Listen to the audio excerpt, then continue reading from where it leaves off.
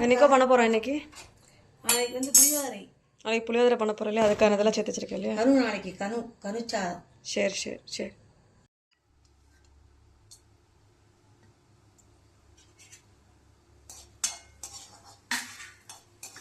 புளிக்காய்ச்சலுக்கு first பெருங்காயம் போட்டுருக்கோம் இல்லையாமா. பிடிச்சி எடுத்துட்டு அப்புறம் சாமான். சரி. புளிக்காய்ச்சலுக்கு வந்து கொத்தமல்லி, வெந்தயம், வெந்தயம் கொஞ்சம் நிறைய எடுத்துக்கலாம், நல்லா இருக்கும். குருமிளகு, பெருங்காயம், கடலைப்பருப்பு, உளுத்தம்பருப்பு, மிளகாவத்தல் 10 மிளகாவத்தல் எல்லாத்தையும் முதல்ல வறுத்து எடுத்து வச்சுக்குவேன். சரி.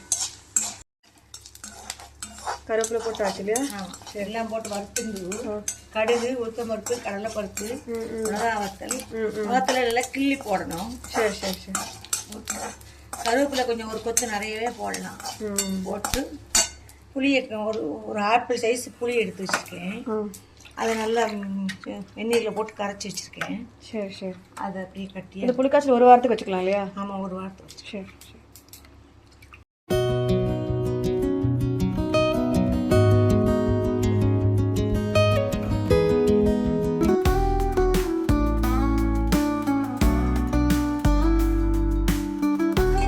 பொடிச்சிட்டு இதில் போட போகிறோம் இல்லையாமா.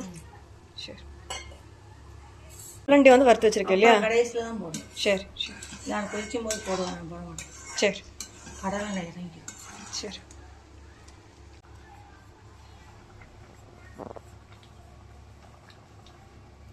ஆயாச்சு இல்லையாமா. புளிக்காய்ச்சல் ஆயாச்சு. சரி.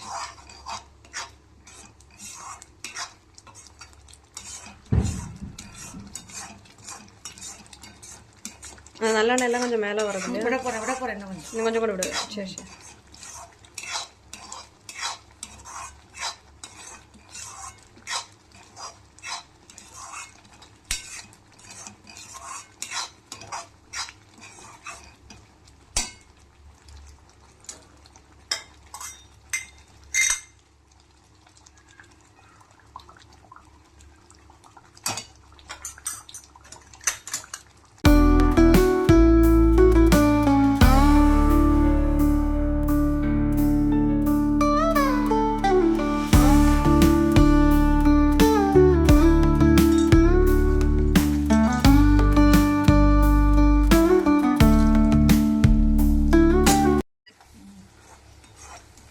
கொஞ்சம் புளி உள்ள இறங்கட்டும்.